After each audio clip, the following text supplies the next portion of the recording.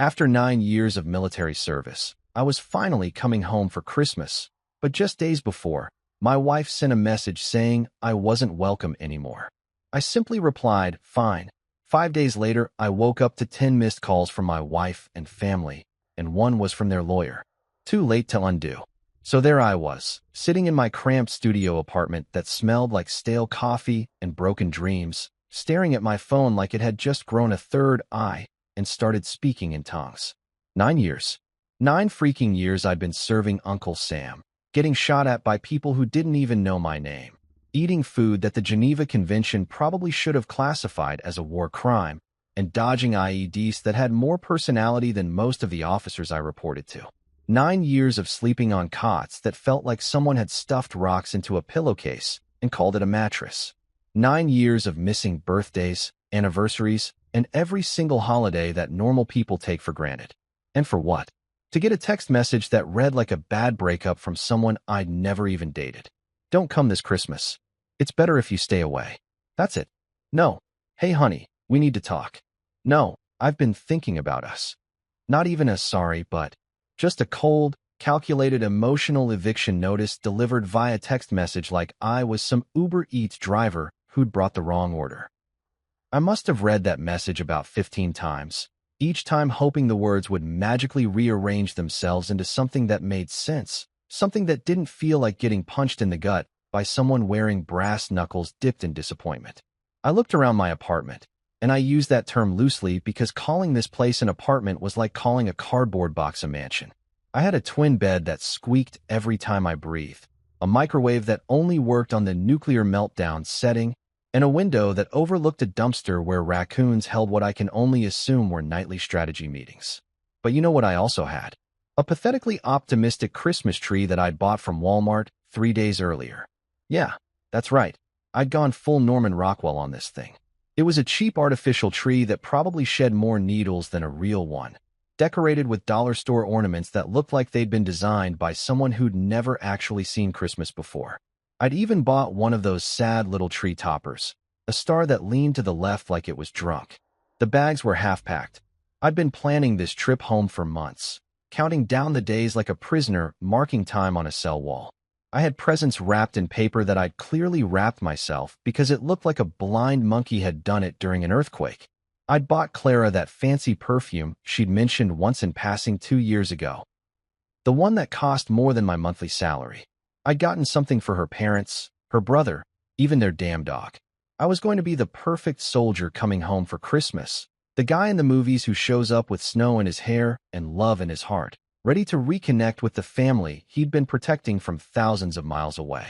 Instead, I was standing there in my boxer shorts and an old army t-shirt with a hole under the armpit, holding a phone that had just delivered the emotional equivalent of a drone strike, wondering what the hell I'd done wrong. Had I forgotten an anniversary? Was I supposed to send more care packages in reverse? Did I not like enough of her Instagram posts of her and the girls at brunch spots that cost more than my combat boots?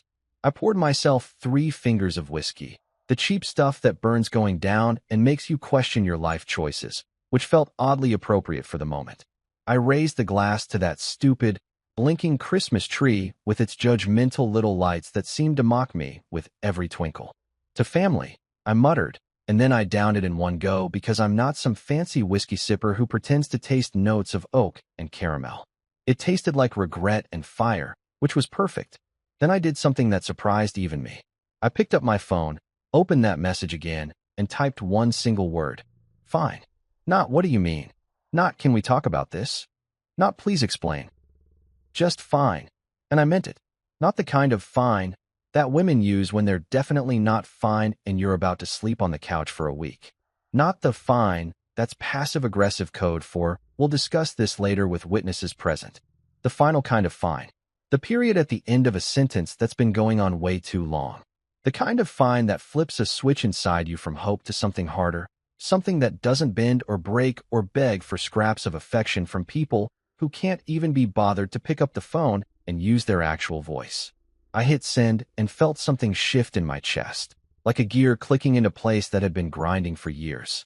Then I did what any rational, emotionally devastated soldier would do.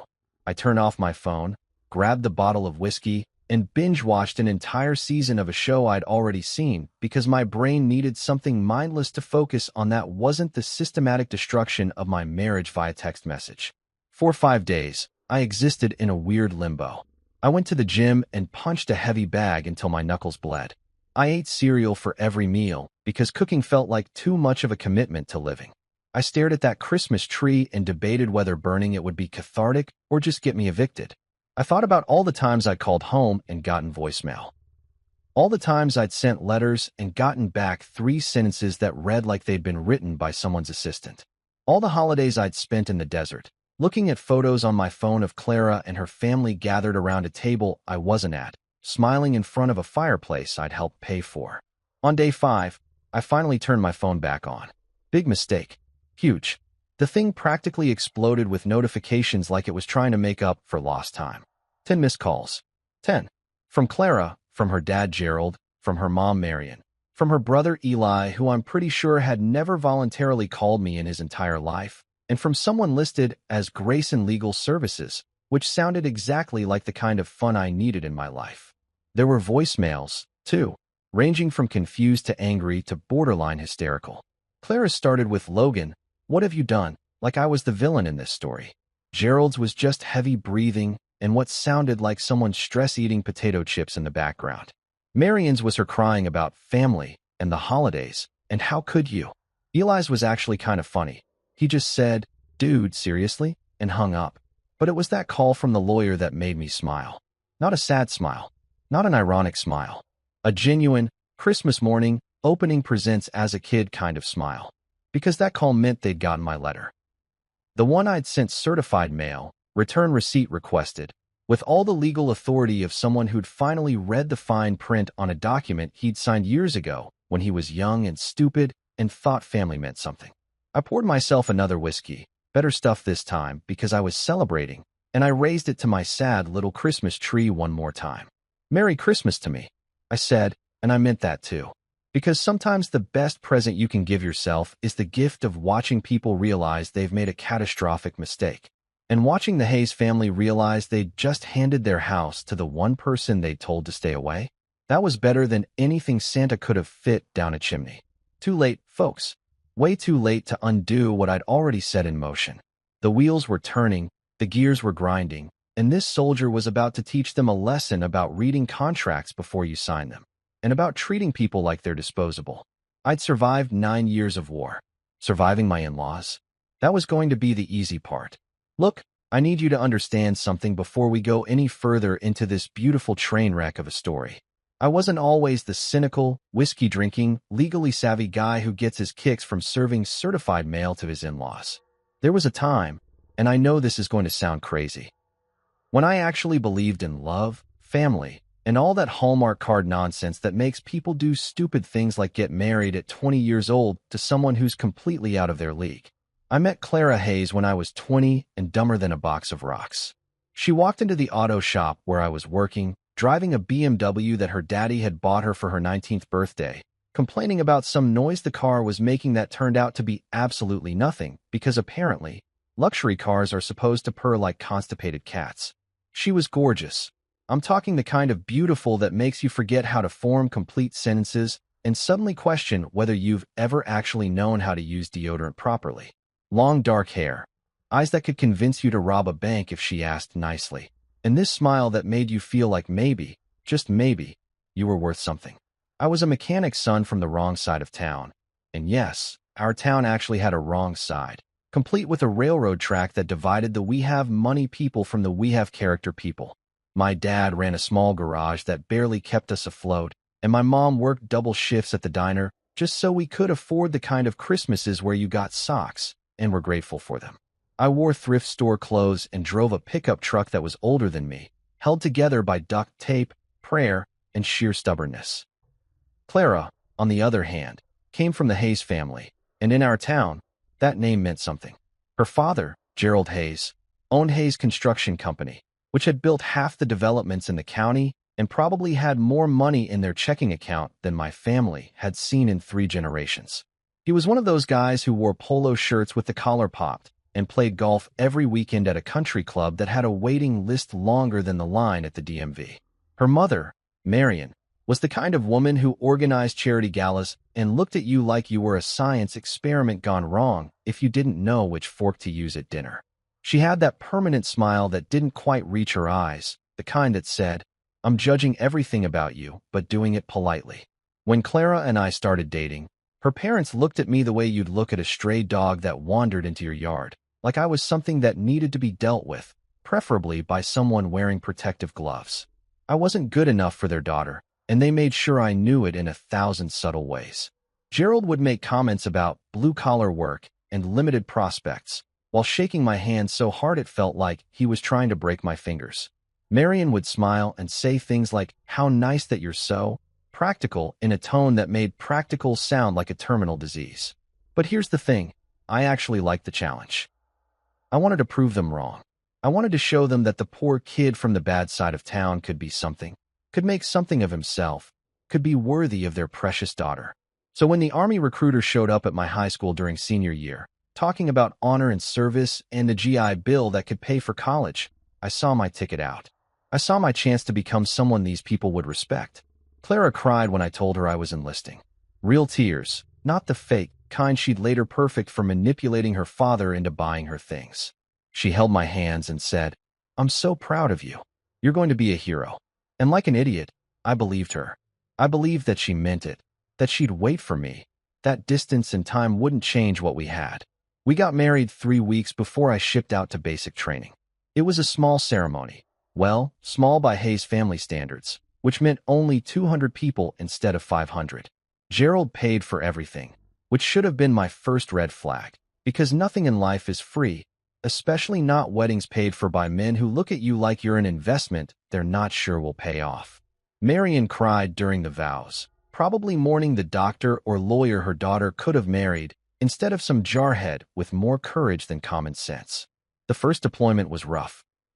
I was stationed in the Middle East, sleeping in tents that turned into ovens during the day and freezers at night, eating MREs that I'm pretty sure violated several international treaties regarding cruel and unusual punishment. I called home whenever I could, which wasn't often, and Clara always answered with this bright, cheerful voice that made me think everything was fine back home. She'd tell me about her day, about brunch with the girls, about her mom's latest charity event, about her dad's new contract that was going to make them even richer. She posted my deployment photo on Facebook with the caption, "So proud of my brave hubby. #military wife, #blessed and grateful," with a little American flag emoji and a heart. Her friends commented things like, "You're so strong," and "He's so lucky to have you." I remember feeling this weird mix of pride and embarrassment, like I was being shown off as some kind of accessory to her lifestyle, the military husband to go along with her designer bags and yoga classes. The calls got shorter after the first year. The texts got colder. She'd send me one-word responses to my paragraphs. I'd write her letters, actual handwritten letters because I'm apparently a romantic idiot, and she'd text back, THX, with no punctuation. When I asked if everything was okay, she'd say she was just busy or stressed about wedding planning season, because apparently, her friends were all getting married and she had to attend 17 bridal showers. Every time I came home on leave, which wasn't often, maybe once a year, if I was lucky, things felt different. Clara was different. She'd hug me at the airport, but it felt mechanical, like she was going through the motions for the cameras she imagined were watching. We'd go back to the house, her parents' house, where we were temporarily staying until we could find our own place, which was code for, "We're never leaving because why would we when everything is paid for?" And within an hour, Gerald would find something for me to do. "Logan, while you're home, think you could fix that section of the roof?" "Logan, the gutters need cleaning." "Logan, the lawn's looking a bit rough. Mind giving it a mow?" It was always phrased as a question, but we both knew it wasn't. It was his way of reminding me that I was still the help, still the poor kid who'd married up, still someone who needed to earn his keep. "Keeps you grounded," he'd say with that condescending smile, clapping me on the shoulder like we were buddies. "Can't have you getting soft just because you're wearing a uniform." I did it all. Every single thing they asked. I fixed their roof in 100-degree heat while Gerald watched from the air-conditioned house. I shoveled their driveway during blizzards while Eli sat inside playing video games. I mowed their lawn, trimmed their hedges, repaired their fence, unclogged their drains, and basically served as their unpaid handyman whenever I was stateside. Because that's what you do when you're trying to be part of a family, right? You help out. You contribute. You prove your worth. Spoiler alert, I was proving my worth to people who'd already decided I had none. Between deployments, Clara would send me photos of her and the girls traveling. Miami, Vegas, Cabo, always smiling, always tan, always holding drinks with little umbrellas in them. Don't worry, she'd text. My parents are helping with expenses. You just focus on staying safe. And I did worry, but not about the money. I worried about the growing distance between us. The way her smile in those photos looked more genuine than any smile she'd given me in years. I told myself it was normal, that military marriages were hard, that the distance was the problem, not us. That when I finally came home for good, everything would go back to how it was in the beginning. I held on to that belief like a lifeline, like it was the only thing keeping me sane while I was dodging bullets and watching friends get shipped home in boxes. I believed in family. I believed in loyalty. I believed that the vows we took actually meant something, that for better or worse, wasn't just pretty words people said in churches before eating expensive cake. I believed that if I just kept my head down, kept serving, kept being the good soldier and the good husband and the good son-in-law, eventually it would all work out. Man, was I wrong. So spectacularly, catastrophically wrong that if they gave out medals for being naive, I'd have enough to weigh down a battleship.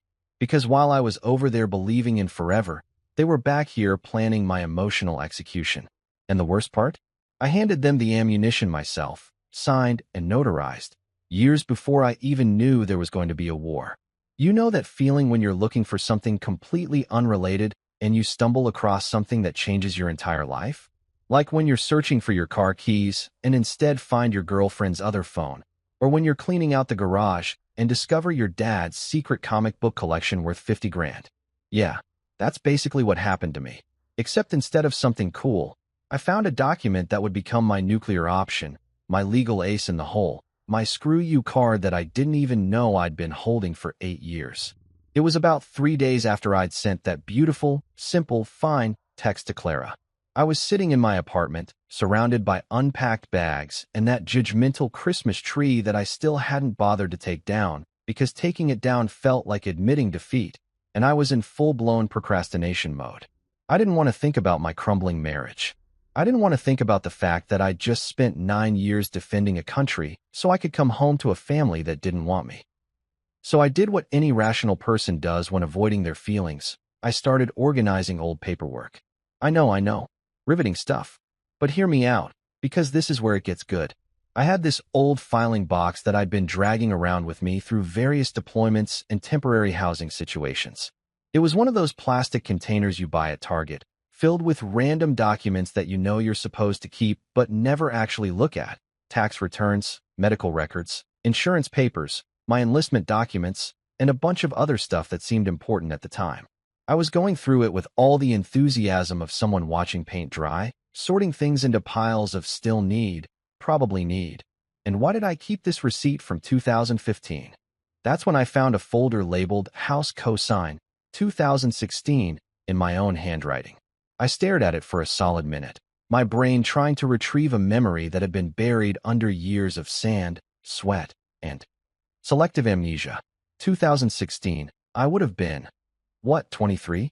Fresh off my first deployment, still young and stupid, and eager to please my in-laws who barely tolerated my existence. I opened the folder, and suddenly it all came flooding back like a bad movie flashback sequence. It had been summer, brutally hot, and I was home on leave. Clara and I had been married for about 3 years at that point, still living with her parents because saving for our own place apparently meant Clara saving for handbags while I sent most of my paycheck home. Gerald had called me into his study, and yes, the man had an actual study with leather chairs and a mahogany desk, and probably a secret compartment where he kept his soul, and he'd sat me down with this serious expression that made me think someone had died. "Logan," he'd said, pouring himself a scotch that cost more than my monthly salary, not offering me any because I guess enlisted men don't deserve top-shelf liquor. "I need to talk to you about something important. Man to man. Man to man." That should have been my first clue that I was about to get screwed, because in my experience, Nothing good ever follows those three words. It's like when someone says, "We need to talk," or "I'm not mad, but," or "It's not you, it's me." Red flags everywhere, and I was colorblind. He went on to explain that he was refinancing the house. Something about better interest rates and market conditions, and a bunch of financial jargon that I didn't understand, because I was 23 and my idea of financial planning was making sure I had enough money for pizza on weekends. He said the bank was being difficult about the loan, something about debt-to-income ratios and his business having a temporary cash flow situation. "The thing is," Gerald had said, swirling his fancy scotch like he was in a whiskey commercial, "banks love military members. Something about your reliability, your steady income, your service to the country." He'd smiled at me then, the kind of smile a shark gives a seal before lunch. "They'd approve this loan in a heartbeat if someone like you was on it." "You want me to co-sign your mortgage?" I'd asked, because even young and stupid me could connect those dots. "Think of it as helping family." Marion had chimed in from the doorway, appearing like she'd been waiting for her cue. She'd walked over and patted my shoulder in that way that made me feel like a golden retriever who'd just learned a new trick. "You're part of this family now, Logan. This is what families do. They help each other." Gerald had slid the papers across his expensive desk. "It's just a formality, really. You probably won't even be on the deed long term. Once my business picks back up and we refinance again in a few years, we'll take your name right off. You won't have to worry about a thing." I should have read those papers. I should have taken them to a lawyer. I should have called my dad, who despite being a simple mechanic had more common sense in his pinky finger than I had in my entire body. But I didn't do any of those things. Instead, I did what I always did when it came to the Hayes family. I tried to prove I was worthy. I tried to show them I was a team player, a family man, someone who could be trusted. Plus, Clara had come in right as I was hesitating, wrapped her arms around me from behind, and whispered, "Thank you for helping us, baby. This means so much to my parents." And just like that, any rational thought I might have had evaporated like water on a Phoenix sidewalk. I signed. Multiple pages, multiple places, initialing here and there like I was signing autographs. Gerald had made a big show of it, bringing out some expensive pen that probably cost more than my car, having Marion witness the signatures, even popping open champagne afterward like we were celebrating something other than me potentially ruining my financial future. "Welcome to the family business," Gerald had said, raising his glass. At the time, I thought he meant I was finally being accepted. Looking back, I realized he meant I was finally useful. Now, sitting in my sad apartment 8 years later, I read through that document like it was the Dead Sea Scrolls, and I was an archaeologist who just made the discovery of the century. I read it once, then twice, then a third time, because surely I was misunderstanding something. But nope, the words didn't change no matter how many times I read them.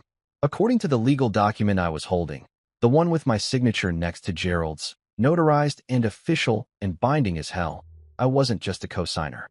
I was a co-owner, and not just any co-owner. Due to some quirk in how the loan had been structured, probably because Gerald had been trying to game the system to get better terms with my military status, I owned 51% of the property at 45 Auburn Lane. 51%. That's not half. That's not equal. That's controlling interest. That's majority ownership. That's the legal equivalent of being the captain of a ship, while everyone else is just crew members who can be voted off at any time. I sat there holding this document, my hands actually shaking, and I started laughing. Not a little chuckle. A full-blown, probably concerning the neighbors, borderline hysterical laugh that went on for a solid 5 minutes. Because the irony was just too perfect. Too absolutely, beautifully perfect.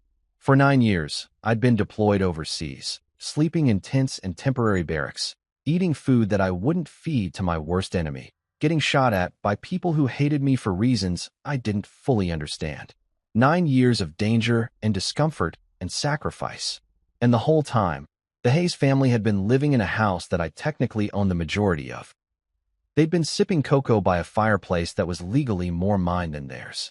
They'd been hosting their fancy dinner parties and Christmas gatherings in a living room that I had controlling interest in. They'd been sleeping peacefully in bedrooms that existed on property I could legally make decisions about. And now, after all that, after 9 years of me being the good soldier and the good son-in-law and the good little doormat they could wipe their expensive shoes on, They'd sent me a text telling me not to come home to the house I owned 51% of. They'd emotionally evicted me from my own property. I looked at that document like it was a winning lottery ticket, which in a way, it was. I thought about all the times Gerald had made me fix his roof, clean his gutters, mow his lawn. All the times Marion had looked at me like I was something she'd scraped off her shoe. All the times Clara had prioritized literally everything else over our marriage. All the times Eli had smirked at me like I was the help. They'd been living in my house, drinking cocoa in my living room, celebrating holidays I wasn't invited to on property I legally controlled. For the first time in days, hell, for the first time in years, I smiled. Not a sad smile, not a bitter smile. A genuine, ear-to-ear, Christmas morning when you were 6 kind of smile. The kind of smile that probably would have scared small children if any had been around to see it. "Oh, this is going to be fun," I said out loud to my empty apartment, to my sad Christmas tree, to whatever God or karma or universal justice was listening. "This is going to be so much fun." I spent the rest of that day reading and rereading the cosign document like it was the final page of a mystery novel where the butler actually did it. I Googled terms like controlling interest and majority ownership, and can you legally kick people out of a house you technically own, which probably put me on some kind of watch list, but at that point, I didn't care. The internet became my best friend, my law school, my vindication station. Every article I read, every legal forum I scrolled through, every real estate law website I visited confirmed what I already suspected. I had options. Beautiful, legally binding, totally going to ruin Christmas options. But here's the thing about the internet. It's great for general information and cat videos, but terrible for specific legal advice. Every website ends with that annoying disclaimer. This is not legal advice. Consult with a qualified attorney in your jurisdiction, which is basically lawyer speak for, "We're not getting sued if you screw this up, buddy." So I did what any reasonable person would do. I called Rick Stanton. Rick and I went way back. We'd served together during my second deployment, bunking in the same tent that smelled like feet, regret, and industrial-strength disinfectant that somehow made everything smell worse.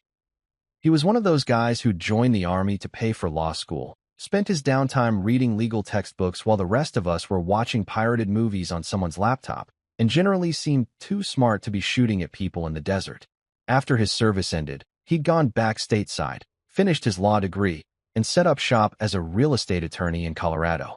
We'd kept in touch over the years, mostly texting about sports and occasionally calling each other when we needed to remember that there were people who understood what it was like to live in a place where the temperature could literally kill you, and people actually tried to make that happen. I looked at my phone.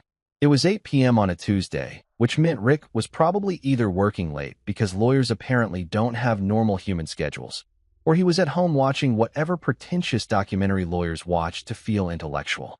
Either way, this couldn't wait. My newfound legal revelation was burning a hole in my brain like acid, and I needed professional confirmation that I wasn't losing my mind. The phone rang 3 times before he picked up. "Logan Hayes, as I live and breathe." Rick's voice came through, sounding genuinely happy to hear from me, which was more than I could say for literally anyone else in my life at the moment. "To what do I owe the pleasure?" "Wait, let me guess. You're calling to ask me what habeas corpus means because you're watching Law and Order reruns again." "Hypothetically," I said, cutting straight to the chase because small talk felt like a waste of time when I was sitting on a legal gold mine. "What happens if a guy owns 51% of a house and the other people living in it, who own the other 49%, send him a text message telling him he's not welcome there anymore?" There was a pause on the other end. A long pause.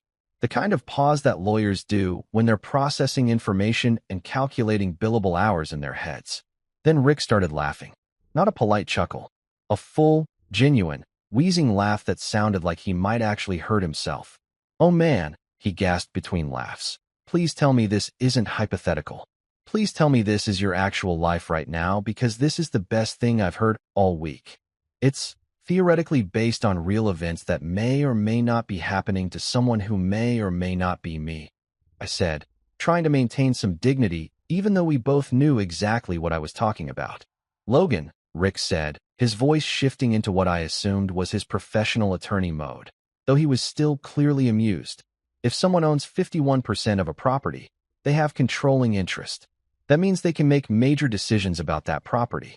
If the minority owners, that's your in-laws, hypothetically speaking, are telling the majority owner he can't access his own property, they're essentially in breach of, well, everything. Property law, common sense, basic human decency. So, hypothetically, I continued, enjoying this game way too much. If the majority owner wanted to, I don't know, exercise his legal rights and maybe remind the minority owners who actually has the power in this situation, he could do that. Hypothetically, Rick said, and I could hear the grin in his voice. That majority owner would have every legal right to assert his ownership interest. He could demand access. He could initiate proceedings to buy out the minority owners. Hell, depending on how the mortgage is structured and whether they're current on payments, he could even force a sale of the property. I felt a warm glow spreading through my chest, the kind of feeling you get when you realize that karma isn't just a concept. It's an actual force of nature, and it's currently on your side. And hypothetically, if this guy wanted to, say, send a formal letter asserting his rights, would that be advisable? Certified mail, Rick said immediately. Return receipt requested. Make it official, make it legal, make it impossible for them to claim they didn't receive it. You want a paper trail that could be seen from space. Hypothetically, of course, I added. Of course, Rick agreed. Logan, level with me for a second. Is this actually happening? Did Clara and her family really tell you not to come home? I sighed, dropping the hypothetical game because pretending was exhausting and Rick was probably one of the only people in my life who wouldn't judge me for the mess I was in. Via text message. After 9 years of service. Don't come this Christmas. It's better if you stay away. That's literally all she said. Jesus Christ, Rick muttered. And you co-signed their mortgage? 8 years ago, Gerald convinced me it was just a formality, that it would help them get better rates, that they'd refinance and take my name off eventually. Young and stupid me signed without really reading the fine print. And the fine print says you own 51%, Rick said, not as a question but as a statement, because he was already putting the pieces together like the smart lawyer he was. Bingo, I confirmed. Logan, Rick said slowly, carefully, like he was savoring every word. They just made the biggest mistake of their lives. You know that, right? They literally handed you the power to upend their entire existence, and then they pissed you off. That's like giving someone a loaded gun and then insulting their mother. So what would you advise, counselor?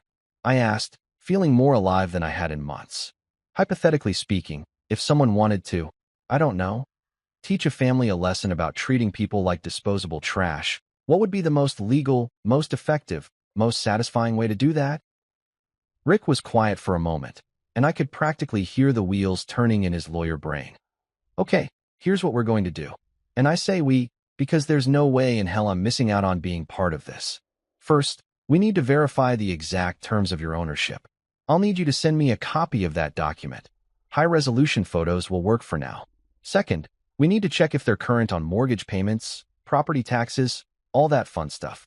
Third, we draft a formal letter asserting your rights as majority owner and giving them notice that you intend to exercise those rights.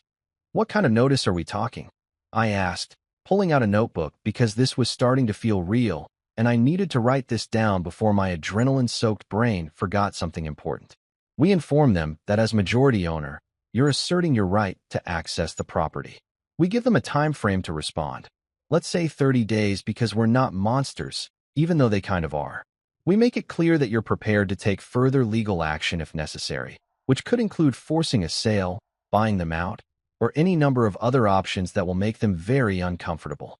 I like where this is going, I said, grinning at my sad Christmas tree like it was suddenly the most beautiful thing I'd ever seen. The best part, Rick continued, clearly enjoying himself now, is that this is all completely legal. You're not being vindictive. You're exercising your property rights. You're not being cruel. You're asserting legal ownership. They can't claim harassment or anything like that because you're literally doing what any property owner would do when denied access to their own asset. When can we start? I asked, already pulling up my email to send him photos of the document. How about right now? Rick said, send me those photos.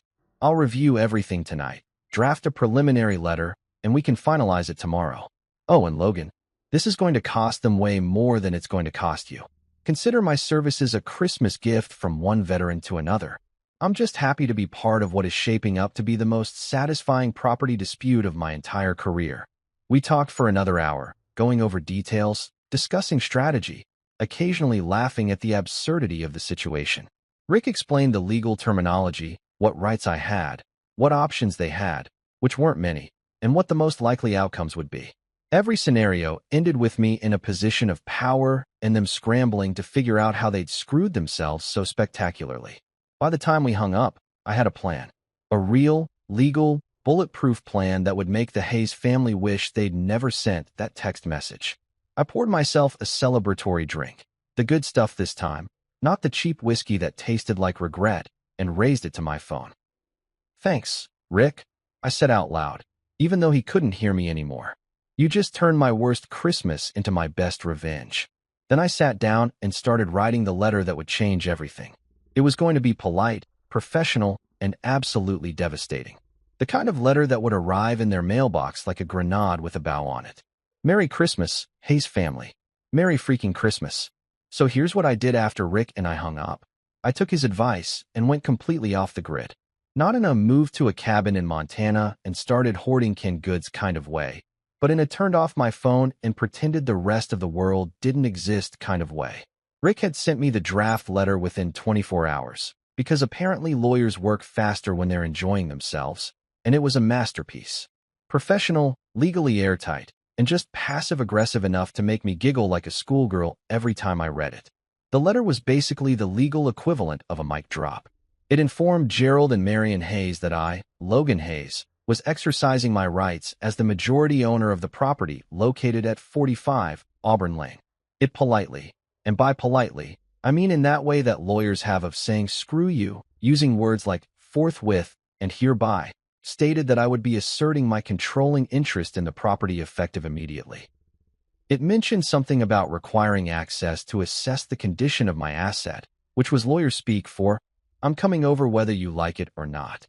It gave them 30 days to contact my legal representation, that's Rick, to discuss options moving forward, which could include buyout negotiations, sale of the property, or other remedies available under the law. The best part? Rick had added this beautiful sentence at the end. "Please note that any attempt to deny the majority owner access to the property may result in legal action including, but not limited to, claims of conversion, trespass, and breach of fiduciary duty." I didn't know what half of those terms meant, but they sounded expensive and scary, which was exactly the vibe we were going for. We sent it certified mail, return receipt. Requested to arrive right after New Year's. The timing was deliberate. Let them have their Christmas in peace, thinking they'd successfully gotten rid of me, and then hit them with reality when they were nursing their holiday hangovers and feeling smug about how they'd handled the Logan situation. In the meantime, I decided to actually enjoy myself for once. I booked a cabin in the Rockies, one of those places with a fireplace, a hot tub, and absolutely no cell service unless you walked half a mile up a hill, which I had no intention of doing. I packed my bags, grabbed a stack of books I'd been meaning to read for 5 years, bought enough bourbon to stock a small bar, and drove my ass up to the mountains where the air was clean and nobody knew my name or my problems. For 5 days, I lived like a hermit king. I woke up when I felt like it, which was usually around noon because apparently 9 years of military wake-up calls had left me with a serious sleep deficit that needed addressing. I cooked elaborate breakfasts. We're talking pancakes, bacon, eggs, the whole 9 yards, just because I could. I sat in that hot tub under the stars, drinking whiskey and feeling like I'd finally figured out what peace actually meant. I watched terrible movies on Netflix. I read 3 entire books. I didn't shave, didn't check email, didn't think about Clara or her family or that stupid text message that had started this whole beautiful disaster. It was the best Christmas I'd had in 9 years. On December 30th, I figured I should probably check back in with civilization, if only to make sure World War III hadn't started without me. I walked up that hill to the spot where my phone got 1 bar of service, turned it on, and watched as it exploded with notifications like a digital fireworks show. 10 missed calls, 15 voicemails, 23 text messages, multiple emails. My phone was having a nervous breakdown, trying to catch up with all the chaos I'd apparently missed. I scrolled through the call log first. Clara had called 4 times. Gerald had called twice, which was notable because the man had never voluntarily called me in his entire life. I'm pretty sure he had Marion or his secretary dial for him, like some kind of 1950s executive. Marion had called once, which was shocking because I don't think she actually knew my phone number existed. Eli, Clara's brother, the walking trust fund with a personality disorder, had called twice, which meant this was serious because Eli's usual communication strategy was ignoring my existence unless he needed something heavy lifted. But the really interesting call was from Grayson Legal Services. That was Gerald's lawyer, a guy named Martin Grayson who I'd met exactly once at a family function where he'd looked at me like I was a stain on the furniture. The fact that their lawyer was calling me meant they'd gotten the letter. And more importantly, it meant they'd read it. I started with the voicemails, because I'm a sucker for drama and I wanted to hear the progression of panic in real time. Eli's first message was actually kind of funny. Dude, what the hell? Call me back. Like, seriously, call me back. That was it. Short, confused, mildly panicked. Eli never had been good with complex emotions or complete sentences. Clara's first message was a masterclass in passive-aggressive confusion. Logan, I don't understand what's happening. My parents got some kind of letter from a lawyer? Your lawyer? I thought we were handling this like adults. Can you please call me so we can talk about this rationally? Oh, the irony. She wanted to talk rationally. The woman who dumped me via text message wanted to discuss rationality. That was rich enough to pay off the national debt. Gerald's message was just heavy breathing and what sounded like someone crumpling paper in the background. Then he said, "You son of a," and the message cut off. I assumed Marion had grabbed the phone from him before he said something that could be used against him in court. Clara's second message was less composed. Logan, seriously, this isn't funny anymore. Whatever you think you're doing, you need to stop. My dad is really upset, and my mom is... Look, just call me back, okay? We can fix this. We can work this out. Work it out. Like this was a scheduling conflict or a misunderstanding about dinner plans. Not, them telling me not to come home to a house I legally own the majority of. Marion's message was peak Marion. Her voice was shaking, actually shaking, as she said, Logan, dear, I think there's been some kind of terrible mistake. Some confusion with paperwork from years ago. Please call us so we can clear this up. I'm sure it's just a simple misunderstanding. We're family, after all. Family works these things out together. Family. That word again. Funny how I was suddenly family again now that they needed something from me. Eli's second message was less chill. Bro, I don't know what your game is, but you need to knock it off. You're stressing everyone out, and it's Christmas. Have some freaking respect. Whatever beef you have with Clara, leave my parents out of it. Leave his parents out of it. His parents who'd spent 8 years living in a house I technically owned while treating me like the help. Those parents. Clara's third message was where things got interesting. She was crying, or doing a really good impression of crying. It was hard to tell with Clara. Please, Logan. I know I hurt you. I know the text was wrong. I should have called, should have talked to you in person. But this is too much. You're going to make my parents lose their house. Where are they going to go? What are they supposed to do? Please call me back. We can figure this out. I'll do anything. Anything. Another interesting word choice. Like this was a negotiation and she had something I wanted. Spoiler alert, she didn't. Gerald's second message was actually coherent this time. Probably because Marion was standing next to him, making sure he didn't say something actionable. Logan, this is Gerald. I think we need to sit down and discuss this situation like men. Obviously, there's been some miscommunication, and I'm sure we can reach an understanding that works for everyone.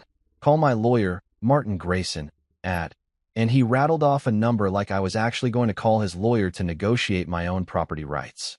Clara's fourth message was back to angry. You know what? Fine. If this is how you want to play it, fine. But you're going to regret this, Logan. You think you can just waltz in and destroy my family? After everything we've done for you? After my parents took you in, helped you, treated you like a son? This is how you repay them? You're not the man I married. You're not the man I thought you were. There it was. The real Clara. The one who came out when she didn't get her way. The one who rewrote history to make herself the victim and everyone else the villain.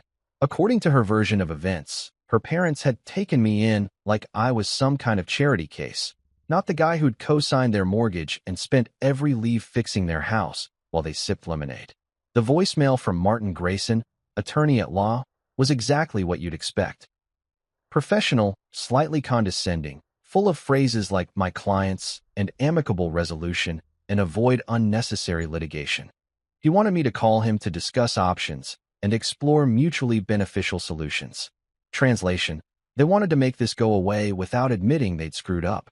I stood there on that hill, cold wind whipping around me, staring at my phone like it was a window into an alternate universe where the Hayes family was actually capable of self-reflection. Then I did something that felt absolutely perfect in the moment. I called Rick. "They got the letter," I said when he answered. "Oh, I know," Rick said, and I could hear the grin in his voice. "Martin Grayson called me yesterday. Had a very interesting conversation about your unreasonable demands and how we should all work together to resolve this unfortunate situation. I told him my client was simply exercising his legal property rights and that any further communication should go through my office." "What did he say to that?" "He sputtered a lot, used words like disproportionate and vindictive. I reminded him that property law doesn't care about feelings, only ownership percentages. Then he threatened to countersue for, honestly, I'm not sure what. He was throwing legal terms around like confetti, hoping something would stick. Can he do that? Countersue? For what?" Rick laughed. "For you owning your own property? For asserting rights that are clearly documented and legally binding? He can try, but he'd get laughed out of court so fast he'd get whiplash. No, Logan, they don't have a leg to stand on here. They know it. Their lawyer knows it. And now they're panicking because they've realized they can't bully or guilt-trip their way out of this one." I smiled at the mountains, at the clean snow and the clear sky and the absolute perfection of this moment. "So what happens now? Now? Now you decide what you actually want out of this. Do you want them out of the house? Do you want to buy them out? Do you want to force a sale and split the proceeds? Do you want to just make them sweat for a while? You're in the driver's seat here, my friend. They're just along for the ride." I thought about it for a moment, really thought about it. What did I want? Revenge? Sure, a little. Justice? Absolutely. But more than anything, I wanted them to understand that actions have consequences. That you can't treat people like disposable trash and expect them to just disappear when it's convenient. "Let them stew for a bit," I finally said. "Don't respond to Grayson yet. Let them spend New Year's wondering what's coming next." Rick laughed, long and loud. "You evil genius. I love it. I'll keep my phone handy for when they inevitably call back in a panic." We hung up, and I turned my phone back off. Whatever happened next could wait until after the new year. For now, I had a hot tub, bourbon, and the sweet, sweet satisfaction of knowing that somewhere in that fancy house on Auburn Lane, the Hayes family was having the worst holiday season of their lives. Merry Christmas to me, indeed. I made it back to my apartment on January 1st, nursing a mild hangover from celebrating the new year alone in a mountain cabin with a bottle of scotch that cost more than it should have, but felt worth every penny. The drive down from the Rockies had been peaceful. Just me, the radio playing classic rock, and the kind of clarity you only get when you've spent 5 days completely disconnected from the chaos of your life. I felt recharged, focused, and ready to face whatever fresh hell the Hayes family was about to throw at me. I should have known the universe wouldn't let me enjoy that feeling for long. My phone, which I'd reluctantly turned back on when I hit civilization, started buzzing before I even got my key in the apartment door. Clara. Of course it was Clara. The woman had a sixth sense for knowing exactly when I'd made myself available for her particular brand of emotional manipulation. I stared at the screen for a solid 10 seconds, debating whether to answer or let it go to voicemail for the 11th time. But curiosity, and maybe a tiny bit of that old muscle memory that still responded to my wife's name on my phone, made me answer. "Hello, Clara," I said, keeping my voice neutral, like I was answering a call from my dentist's office reminding me about a cleaning appointment. "Logan." Her voice was soft, trembling, wrapped in that vulnerability she could turn on and off like a light switch. "Thank God. I've been so worried. Where have you been? I've been calling and calling, and you just disappeared, and I thought maybe something had happened to you, and I was on vacation," I interrupted, because I wasn't going to let her build up steam with the worried wife routine. "Cell service in the mountains is spotty. What do you want, Clara?" There was a pause, and I could practically hear her recalibrating, switching strategies. That's kind of cold, Logan. I'm your wife." I was genuinely concerned. "You're right. You are my wife," I said, dropping my keys on the counter and pouring myself a glass of water because this conversation was going to require hydration.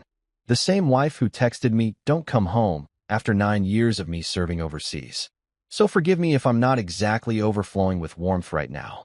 Another pause, longer this time. When she spoke again, the trembling in her voice had increased. I know that was wrong. I've been thinking about it constantly, Logan. I haven't slept.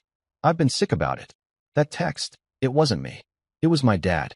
He was upset about something, and he was in my ear, and I wasn't thinking clearly. There it was. Blame Gerald. Classic Clara move. Take any mistake she'd made and find a way to make it someone else's fault. Never mind that she was the one who'd typed the message. Never mind that she was the one who'd hit send. No, it was her daddy's fault for being in her ear. Your dad doesn't control your thumbs, Clara, I said, sitting down on my couch that had definitely seen better days. You wrote that message. You sent it. You made a choice. Own it. You're right, she said quickly, too quickly, like she'd been coached. You're absolutely right. I take full responsibility. It was my choice, and it was the wrong choice. I hurt you, and I'm so sorry. I should have called. I should have talked to you like an adult instead of hiding behind a text message. I was a coward, and I hate myself for it. The apology sounded rehearsed, like she'd practiced it in front of a mirror, or maybe run it past her mom first to make sure it hit all the right notes. But even if it was genuine, which I seriously doubted, it was way too little, way too late. You don't get to unring a bell just because you suddenly realized the sound was unpleasant. Okay, I said simply. Okay. She sounded confused, like she'd expected more of a reaction. That's it. Just okay. What do you want me to say, Clara? That I accept your apology and everything's fine now? That we can just pretend the last 9 years didn't happen? That you didn't slowly check out of our marriage while I was getting shot at in the desert? That your family didn't treat me like the hired help every single time I came home on leave? That's not fair, she said, and now there was an edge to her voice, a hint of the real Clara peeking through the vulnerable act. My family welcomed you. They let us live with them rent-free. My dad gave you work to do to keep you busy. They tried to include you. I actually laughed at that. Couldn't help it. Welcome me? Clara, your dad made me fix his roof in 100-degree heat while he watched from the air-conditioned house. Your mom looked at me like I was something she'd scraped off her shoe. Your brother acted like I was invisible unless he needed someone to move furniture. That's not welcoming. That's having a live-in handyman you don't have to pay. That's not how it was, she protested, but her voice lacked conviction. She knew exactly how it was.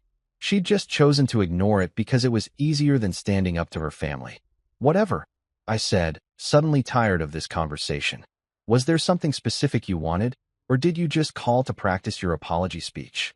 She was quiet for a moment, and I could hear her breathing, could imagine her sitting in that fancy house, my house, technically, trying to figure out her next move. When she spoke again, all pretense of vulnerability was gone. This was Clara in negotiation mode. Clara trying to make a deal. Please don't do this, she said. Don't take the house from my parents. They don't deserve this. They're not young anymore, Logan. Where are they going to go? What are they supposed to do? I don't know, Clara. Maybe they could do what millions of other people do and find a place to live that they can actually afford. Novel concept, I know. You're being cruel, she said, and now the tears were back in her voice. Real ones this time, I thought, though with Clara it was always hard to tell. This isn't you. The man I married wouldn't do something like this. He had compassion. He had a heart. The man you married died somewhere between your 100th ignored phone call and that text message, I said flatly. What you're talking to now is what's left. And what's left is someone who's done being a doormat for your family. Logan, please. Now she was full-on crying, those big sobbing sounds that used to make me want to fix whatever was wrong, to make her stop hurting. Funny how 9 years and one devastating text message can completely rewire your emotional responses. I'm begging you, if you ever loved me, if any part of you still cares about me, please don't do this. We can work this out. We can fix our marriage. We can start over. But not if you destroy my family first. Start over. I repeated, genuinely incredulous. Clara, you told me not to come home. You emotionally evicted me from my own marriage. And now you want to start over because it turns out I have leverage you didn't know about? That's not starting over. That's you trying to manipulate me into giving up the one thing that might actually make your family treat me like a human being. That's not what this is, she insisted, but we both knew she was lying. I miss you. I want us to work. I want to fix what's broken between us. But I can't do that if you're attacking my family. I'm not attacking anyone, I said, feeling my patience evaporate like water on hot asphalt. I'm exercising my legal rights as the owner of property that your father convinced me to co-sign 8 years ago. Remember that? When he said it was just a formality. When he said it would help them out. When he promised they'd refinance and take my name off. Funny how none of that ever happened, isn't it? He was going to, Clara said weakly. The business had some setbacks, and the timing was never right, and he was perfectly happy to let me stay on the hook while he collected rental income from college kids living in 2 of the bedrooms. I interrupted. Yeah, Clara, I know about that. You think I didn't do my homework? You think I just jumped into this without understanding exactly what your family has been doing while I was overseas? She gasped. Genuine shock in that sound. How did you? Because unlike your family, I actually read documents before I make decisions, I said. I had the property inspected. I know everything, Clara. Every lease, every payment, every dollar your parents have collected on property, I own the majority of. And you know what really kills me? They were making money off my house and still told me I wasn't welcome there for Christmas. The line went quiet. I could hear her breathing, ragged and uneven. Could almost see her in my mind sitting on that expensive couch in that expensive living room in that house that was more mine than hers, realizing that this wasn't just about hurt feelings or wounded pride. This was about actual, legal, financially devastating consequences for her family. What do you want? She finally asked, her voice small and defeated. Money? Is that what this is about? Because we can work something out. My dad can pay you for your share. We can make this go away. This isn't about money, I said, though the idea of Gerald having to cut me a check was admittedly appealing. This is about respect. About being treated like a person instead of a tool. About not being thrown away the second I become inconvenient. Then what? She asked, frustration creeping back into her voice. What do you want from us, Logan? Tell me what you want, and I'll make it happen. I thought about it for a moment. What did I want? An apology that meant something? An acknowledgement that they'd treated me like garbage? Some cosmic justice that would make the last 9 years feel worth it? I want you to understand that actions have consequences, I finally said. I want your family to realize that you can't treat people like they're disposable. I want your father to know what it feels like to lose something important because someone else decided he wasn't worth keeping around. You're being vindictive, she said quietly. Maybe, I admitted. Or maybe I'm just tired of being nice to people who see niceness as weakness. Maybe I'm done being the good soldier who follows orders even when those orders are designed to keep him in his place. Clara was crying again, harder this time. Please, Logan. You're better than this. I know you are. The man I fell in love with wouldn't use his power to hurt people. The man you fell in love with doesn't exist anymore, I said, and I realized as I said it that it was true. That version of me. Young, optimistic, eager to please, desperate to be accepted by a family that would never actually accept him, had died somewhere between the desert heat and the cold reality of that text message. He got left behind somewhere in the sand. What came back is someone who actually values himself. So that's it? She asked, her voice breaking. You're just going to destroy everything? Our marriage? My family? All of it? I'm not destroying anything, Clara, I said, suddenly exhausted by this entire conversation.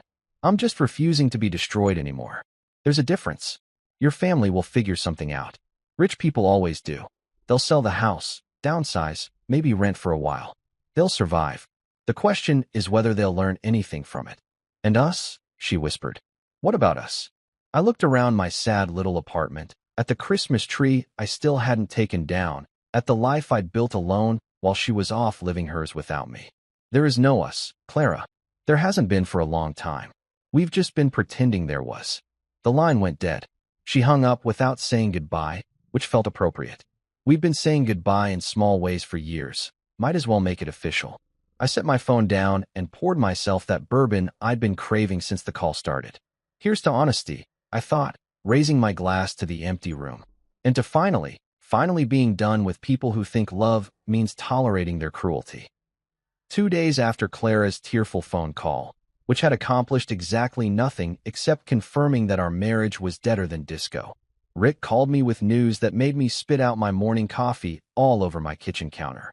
"You're not going to believe what Layla found," he said, and I could hear that barely contained glee in his voice that lawyers get when they discover something juicy during discovery. Layla was his assistant, a sharp-as-hell paralegal who apparently had investigative skills that would make the FBI jealous. "Try me," I said, grabbing paper towels to clean up my coffee disaster.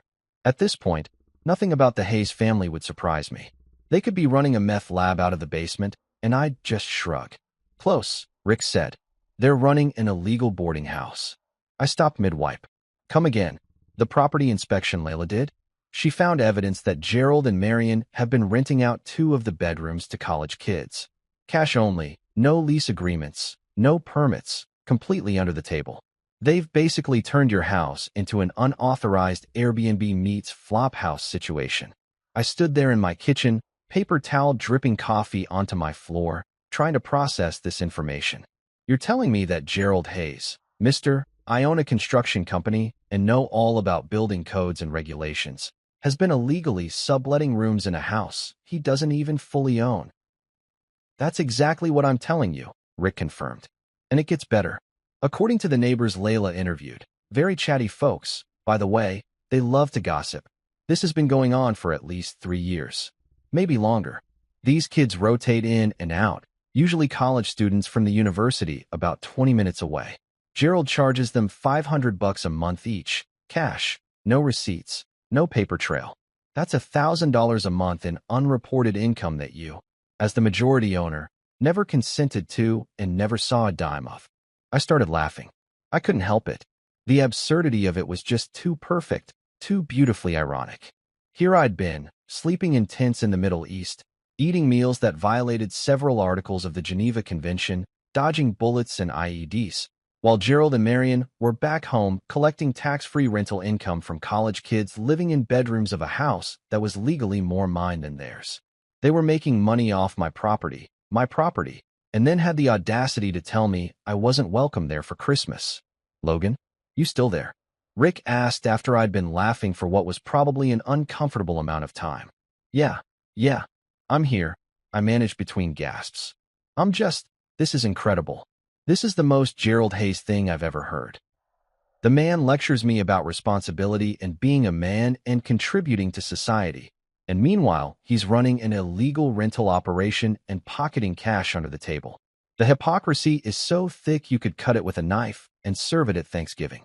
"It's definitely actionable," Rick said, his lawyer brain already working through the implications.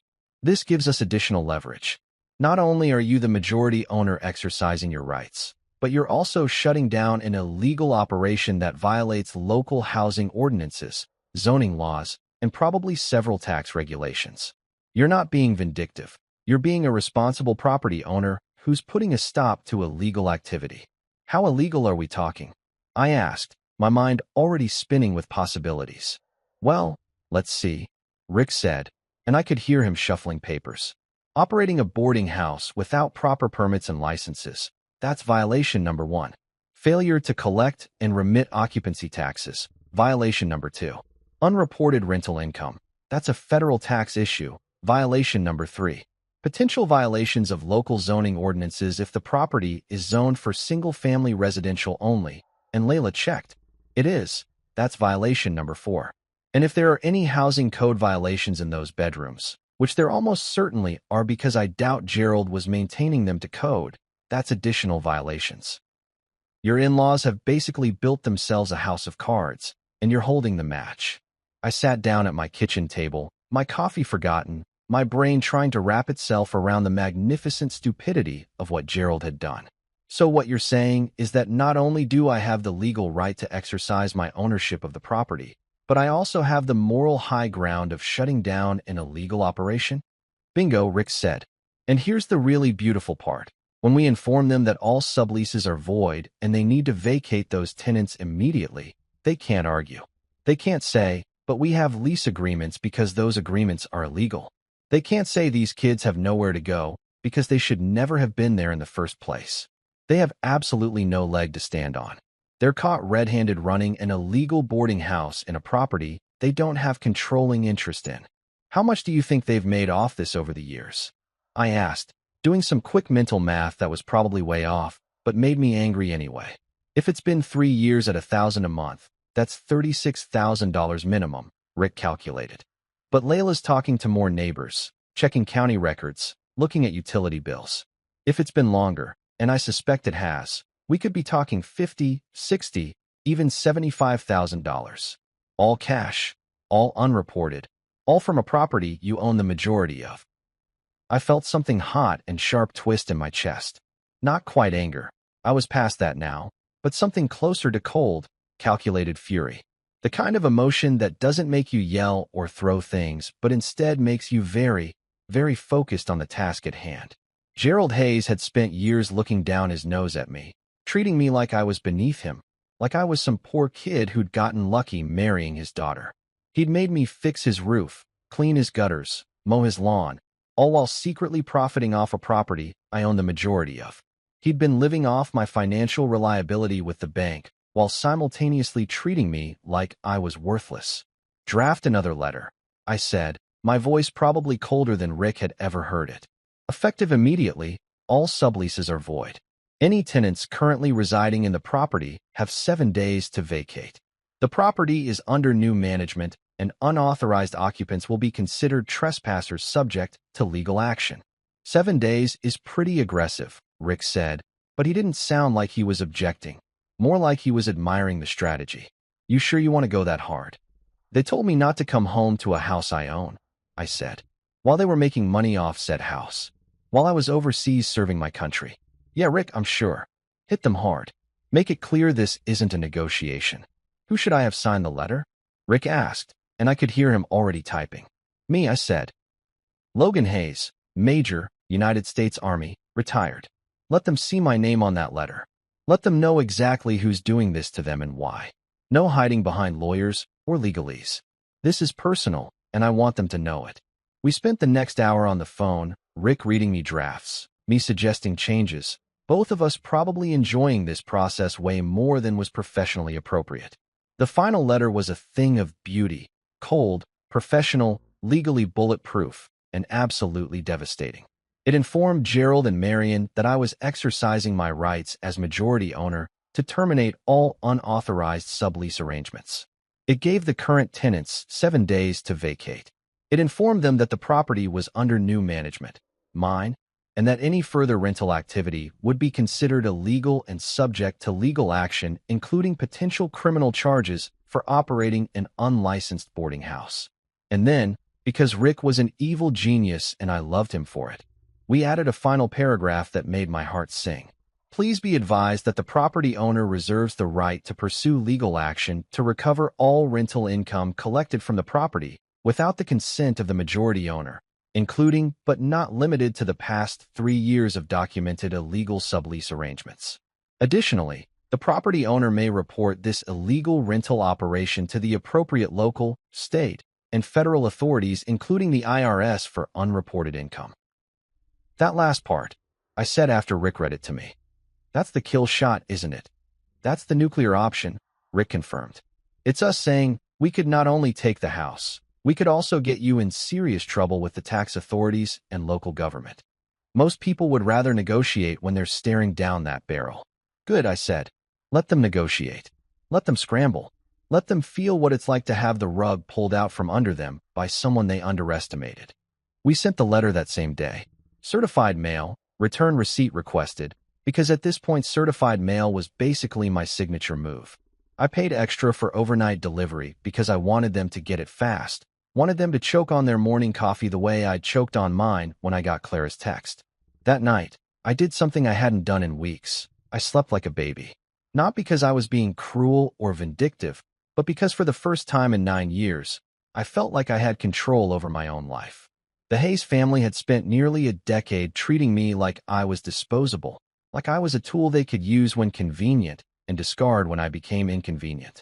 They'd taken advantage of my service, my absence, my good nature, and my desperate need to be accepted by them. But the tool had just grown teeth. And Gerald Hayes was about to find out that sometimes the person you underestimate is the one who ends up owning everything you thought was yours. I raised a glass of bourbon to the universe, to karma, to whatever cosmic force had led me to find that co-signed document in my old files, to reading the fine print, I said to my empty apartment, and to never, ever underestimating the poor kid from the wrong side of town. Somewhere across town, in that big fancy house on Auburn Lane, I imagined Gerald opening an envelope with my name on the return address. I imagined his face turning red as he read the contents. I imagined Marion clutching her pearls, real ones this time, probably.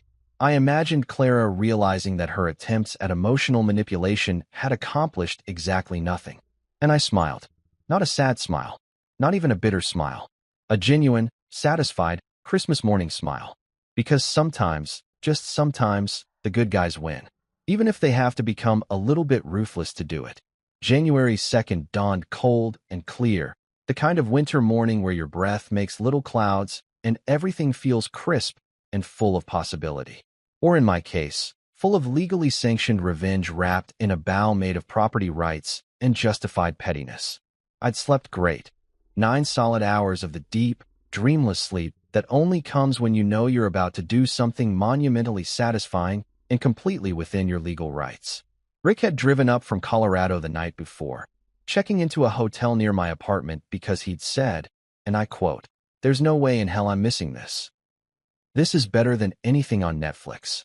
He'd brought Layla with him, who turned out to be this tiny woman in her 40s with kind eyes and the organizational skills of a military general. She'd also brought a 3-ring binder with every piece of documentation we could possibly need, color-coded tabs included, because apparently paralegals don't mess around when it comes to property disputes. We met for breakfast at a diner that served coffee strong enough to strip paint and pancakes that could double as frisbees. Rick was wearing an actual suit, which seemed excessive until he explained that showing up looking professional made everything feel more official and intimidating. Psychological warfare, he'd said, cutting into his eggs. We want them to know this isn't just you being petty. This is you being petty with legal representation. The locksmith arrived at my apartment at 9 a.m. sharp. His name was Dennis. He was probably in his 60s, and he had the weathered look of a man who'd seen some things in his line of work. When I explained the situation, keeping it vague but hitting the highlights about co-signing a mortgage and being told not to come home, his face broke into this huge grin. "Son," Dennis said, loading his tools into his van. "I've been doing this job for 35 years, and this is the best call I've gotten in a decade. I once changed locks for a woman who'd caught her husband cheating. Another time I helped a guy lock out his business partner who'd been embezzling. But this? A military man taking back his own house from in-laws who tried to shut him out? This is poetry." We drove in a convoy, my truck leading, followed by Rick's rental car with Layla riding shotgun surrounded by her documentation, and Dennis bringing up the rear in his locksmith van. I felt like we were going to war, except instead of guns we had legal documents, and instead of enemies we had my confused, panicking in-laws who were about to have the worst day of their lives.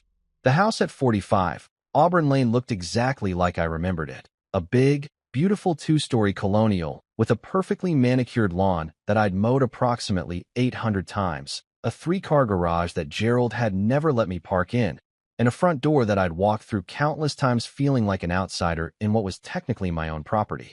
Today, that was going to change. I pulled into the driveway, all the way up, right in front of the garage, blocking it completely because I was feeling petty and I'd earned it.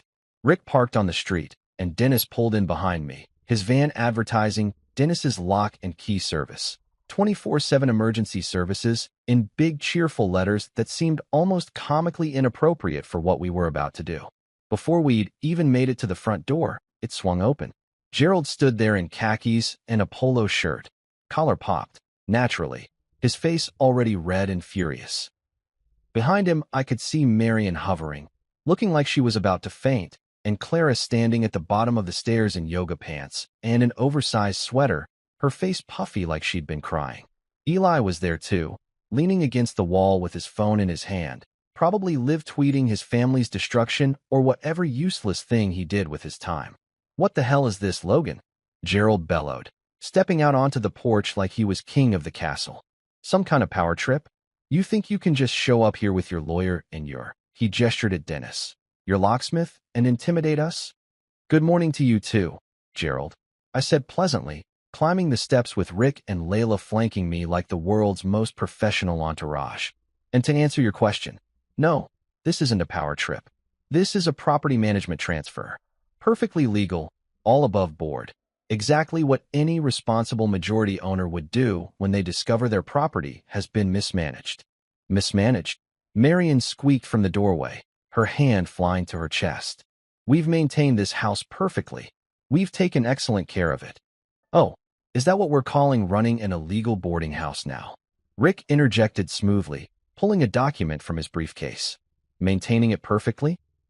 Because I have statements from 3 neighbors, county records showing utility usage consistent with more than 2 residents, and photographic evidence of multiple people living here who aren't family members.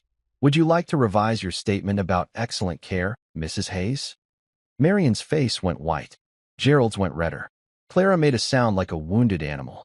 Eli, credit where it's due, actually looked up from his phone. We were just helping out some students, Gerald sputtered, but his bluster was fading fast. Giving them a place to stay. It's called being generous, something you wouldn't understand. Generous, I repeated, savoring the word. Is that what we're calling $500 a month per person, cash only, no receipts? Funny, most people call that running a business. And most people running a business get permits, file taxes, and, oh, here's the important part, actually own the property they're doing business with. Which brings me to why I'm here. I pulled out my own copy of the cosign document, the one that had been sitting in my files for 8 years like a time bomb waiting to go off. This is the mortgage cosign agreement from 2016. The one you told me was just a formality, Gerald. Remember that? You said it would help you get better rates. You said you'd refinance and take my name off. You said a lot of things, actually. We were going to, Gerald started. Let me finish. I cut him off, and something in my voice must have warned him not to push it because he actually shut up. According to this document, which has been reviewed by my attorney and verified by the county records office, I own 51% of this property. Controlling interest. That makes me the primary owner, and you and Marion minority stakeholders. That's ridiculous. Eli piped up from his position by the wall. This is our family home. You can't just... Actually, yes he can, Layla said, stepping forward with her binder like a schoolteacher about to drop some knowledge. As majority owner, Mr. Hayes has the legal right to make decisions regarding the property, including but not limited to determining occupancy, setting rental policies, initiating sale proceedings, or requiring minority owners to either buy out his interest or vacate the premises. This is insane, Clara said, her voice breaking. Logan, you can't do this. You can't just take our home. Your home. I looked at her, really looked at her, probably for the first time in years. Clara, you texted me and told me not to come home. To this house. The one I own 51% of. You literally evicted me from my own property via text message. So let's not talk about who's taking what from whom. That was a mistake, she cried, tears streaming down her face. I told you I was sorry. I told you we could work it out.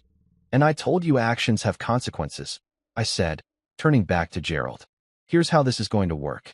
Dennis here is going to change all the locks on this property, front door, back door, garage, everything. As of right now, I am exercising my rights as majority owner to take control of property management.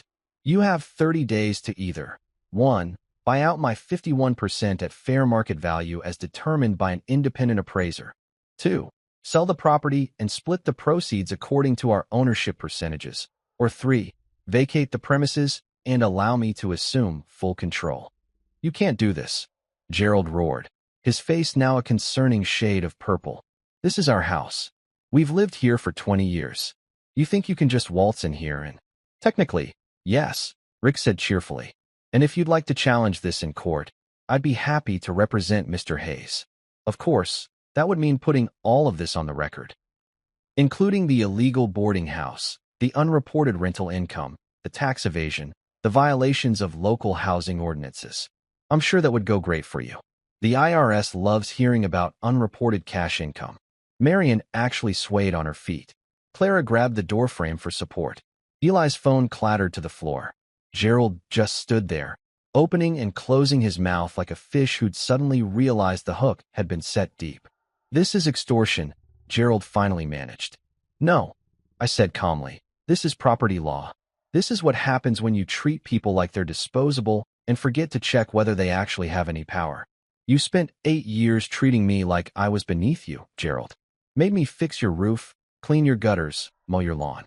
Looked at me like I was some charity case who should be grateful you let me marry your daughter. And the whole time, I owned this house more than you did." I walked past him, right through the front door, into the house I'd only ever entered as a guest in someone else's home. It smelled the same. Expensive candles and whatever cleaning products rich people use. The furniture was the same. Probably cost more than most people's cars. The photos on the walls were the same. Family pictures that I was barely in, always on the edge of the frame like an afterthought. "Get out," Gerald growled from behind me. I turned around and smiled at him. "No. See, that's the thing, Gerald. I don't have to get out. This is my house. You get out. You and Marion and your entitled kids, you all get out. You have 30 days to figure out your next move, and until then, you're guests in my home." How does that feel? Being the guest? Being the one who doesn't really belong? Enjoy it. I lived it for 9 years. Dennis was already at work on the front door, drilling out the old lock with the kind of efficiency that suggested he'd done this 1,000 times before. The sound echoed through the house. A mechanical whirring that sounded like the future arriving whether you wanted it or not. "Mr. Hayes," Layla said, handing Gerald a manila folder. "This contains all the relevant documentation, including the notice of property management transfer, the termination of unauthorized subleases, and the timeline for your decision regarding buyout, sale, or vacuation.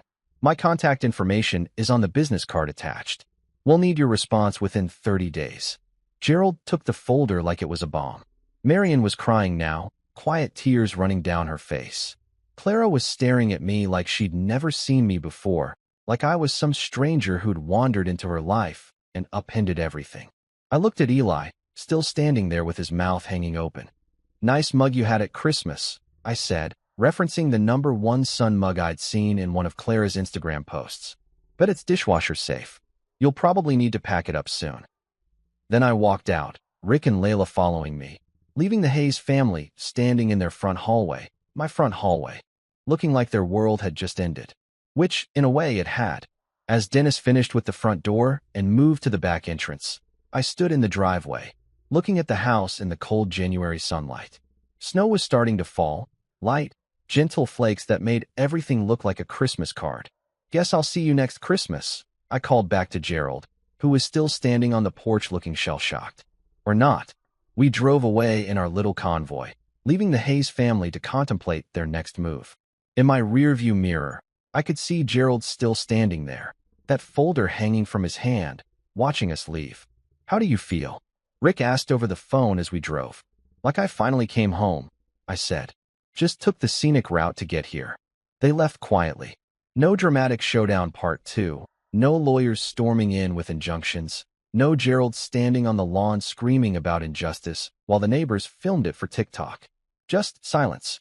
They packed up their stuff over the next 2 weeks, hired movers who gave me sympathetic looks like they'd seen this movie before, and disappeared into whatever rental property accepts families who've spectacularly screwed themselves over. The morning after they left, I walked into 45 Auburn Lane with my own key. My key, not a copy, not a borrowed one. And stood in the empty living room. It smelled like dust, regret, and whatever cheap perfume Clara had been wearing lately. The walls had weird rectangular shadows where their expensive art had hung. The floors were scratched. The kitchen had a broken tile I'd offered to fix 3 years ago that Gerald had said he'd handle, but never did. I found my old deployment photo buried under a pile of junk mail in the garage. Me in full uniform, younger, stupidly hopeful, smiling like I believed in things. They'd thrown it away. Not donated it. Not packed it. Just tossed it in the trash like I was something to be erased. I didn't cry.